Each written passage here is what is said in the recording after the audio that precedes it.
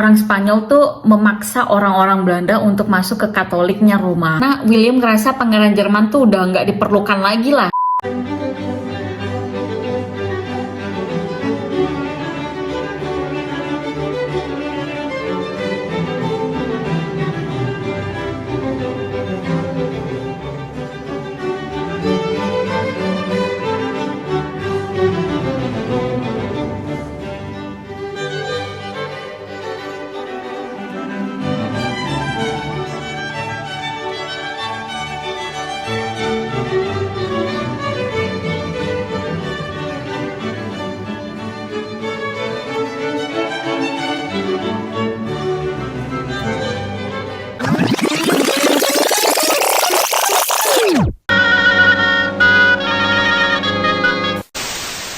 Halo guys, balik lagi sama aku Mutiain Apeldoorn. So kemarin aku habis dari Paleis Hetlo, lokasi di Apeldoorn juga. Nah, Paleis Hetlo ini palace yang ditempati oleh raja dan ratunya Belanda dari tahun 1684 sampai tahun 1975. Dan sejak tahun 1984 dibuka untuk umum. Jadi aku kesana, aku penasaran King and Queen-nya Belanda, kisah-kisahnya mereka itu seperti apa. Makanya aku ingin memberikan informasi kepada kalian. Nah, tonton sampai habis and enjoy watching the video. Willem van Oranje, yang juga dikenal sebagai Willem the Silent, dia adalah stadtholder Belanda dan juga pemimpin pemberontakan melawan bangsa Spanyol pada abad ke-16. Dan di akhir hidupnya, dia dibunuh oleh Balthasar Gerald. Dan siapakah Willem van Oranje? Willem van Oranje lahir dari Juliana van Stollenberg dan bapaknya Willem de Rijke. Willem ini dibesarkan di Dillenburg antara Köln dan Frankfurt. Dan orang tuanya Willem membesarkannya dengan agama Protestan. Luteranisme, agama Kristen Protestan, muncul pada tahun 1517 versi Martin Luther. Jadi sedikit yang aku ketahui tentang Willem masa kecil, dia sebenarnya hidup biasa-biasa aja. Tetapi hidupnya berubah pada saat sepupunya Rene van Charlotte tertembak pada tahun 1544. Dan orang tuanya Rene itu tidak punya ahli waris. Jadi orang tuanya Rene memberikan ahli warisan kepada William. Tapi ada syaratnya, yaitu William harus memeluk agama Katolik. Ayahnya juga setuju. Akhirnya William pindah ke Belanda, tepatnya di kota Breda, untuk mengenyam pendidikan dengan agama Katolik. Pada tahun 1551, William berumur 18 tahun dan menikah dengan Anne van Buren.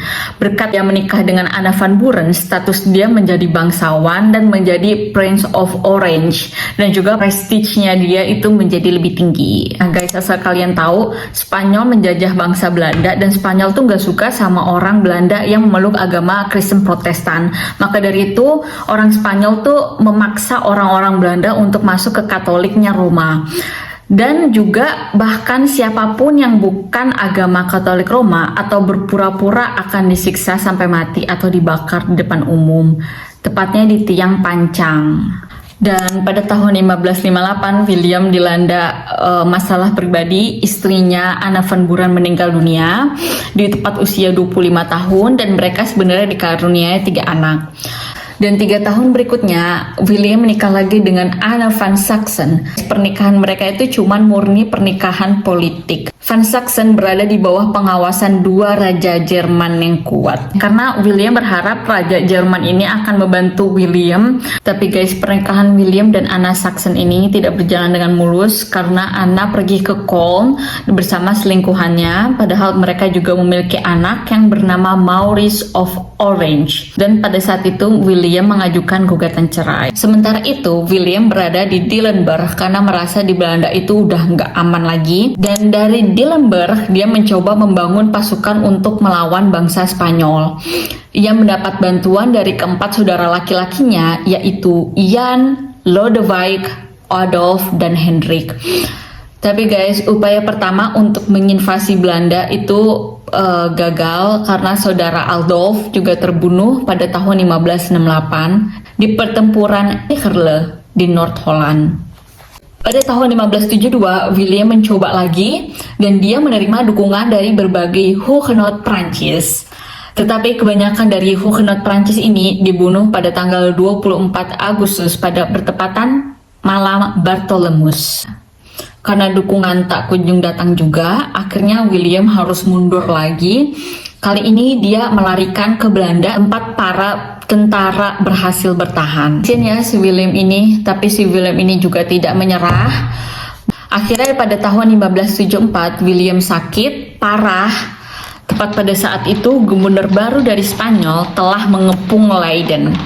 Meskipun orang-orang Leiden melakukan perlawanan, mereka akhirnya tetap kelaparan dan juga gagal untuk melawan Spanyol. Walaupun William sakit pun, William memutar otak bagaimana caranya mengusir bangsa Spanyol, dan William memerintahkan tanggul-tanggul yang ada di Leiden dan pintu-pintu air itu dibuka supaya jadi banjir gitu lah. Dan pada tanggal 3 Oktober, tentara-tentara yang dari Belanda itu memberikan makanan pada pengungsi-pengungsi di Leiden, memberikan haring. Yang kalian tahu haring itu makanan khas Belanda, ikan mentah. Tetap aja banyak juga yang meninggal si orang-orang Leiden.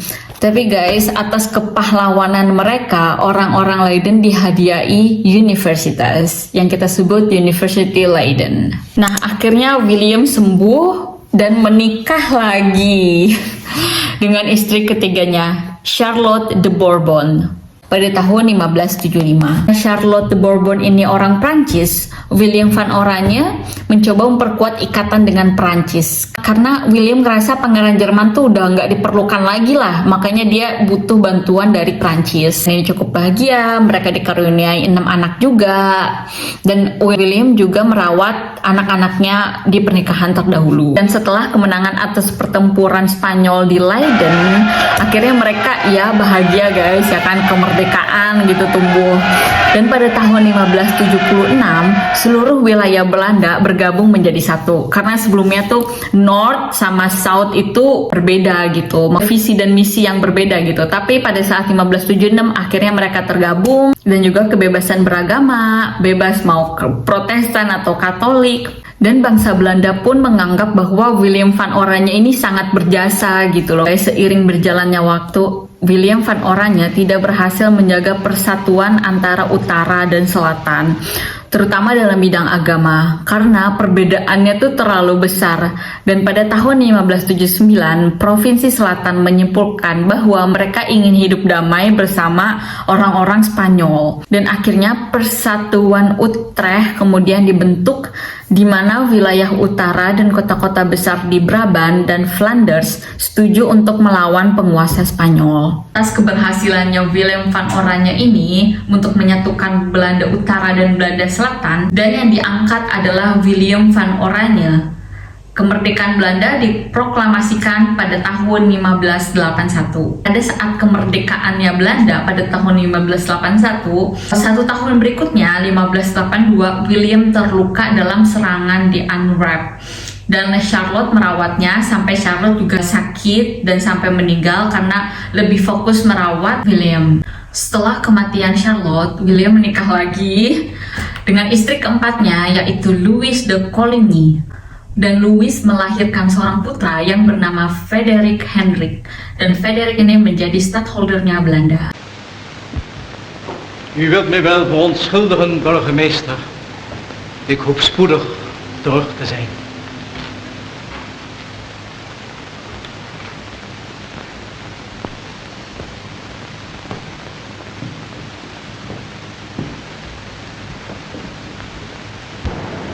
Kan uw verblijf in Delft van langere duur zijn?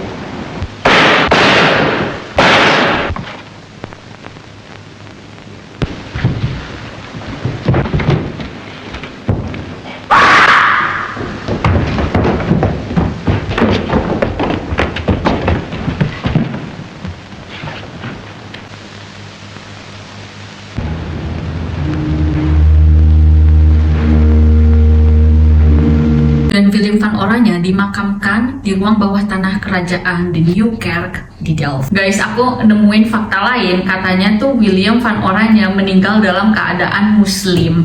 Jadi tepatnya 2 tahun sebelum William dibunuh, William tuh memeluk agama muslim. Nah, ini aku kasih linknya. Jadi ini artikel yang aku temuin, bahwa katanya William van Oranje adalah seorang muslim sebelum dia meninggal. Itu yang disebut oleh Challing Wenselaar. Dia adalah mahasiswa PhD Leiden. Selama 4 tahun dia menghabiskan belajar tentang sejarah ini. Dan dia menyimpulkan bahwa sebenarnya Willem van Oranje nama Islamnya adalah Yusuf Ibrahim van Oranje Nassau. Dan harusnya sih begitu dalam di buku-buku sejarahnya Belanda. Dan sebenarnya Willem ini udah dekat sama Abdul Abu Uzrim. Abdul Abu Uzrim ini adalah orang Maroko. Dan kenapa Willem mau dekat dengan orang Maroko? Karena Willem tahu Belanda dan Maroko tuh punya musuh yang sama, yaitu orang Spanyol. Dan kenapa orang Maroko nggak suka? Karena umat Islam baru aja diusir dari Liberia oleh orang Spanyol. Makanya Muslim Afrika Utara itu mau balas dendam kepada Spanyol. Oleh karena itu, Abu Uzrim menjanjikan dukungan militer kepada Willem. Dan sebagai imbalannya, Willem tuh harus masuk Islam dulu dan melanjutkan keislamannya di Belanda. Jadi kayak ngedakwah gitulah di Belanda. Tapi sebelum Willem mau mendakwah Islam di Belanda, dia tuh sudah terbunuh. Nah, anaknya pun juga nggak tahu kalau bapaknya tuh Islamnya tuh kental gitu loh. Itu sih guys yang aku baca tentang artikel ini. Katanya Willem itu sebenarnya masuk agama Islam. Oke guys, itulah penjelasan tentang Willem van Oranje, raja pertama di Belanda. Jika kalian ada tambahan, ada saran, kalian bisa komen di bawah. And thank you so much for watching. Sampai jumpa di video berikutnya.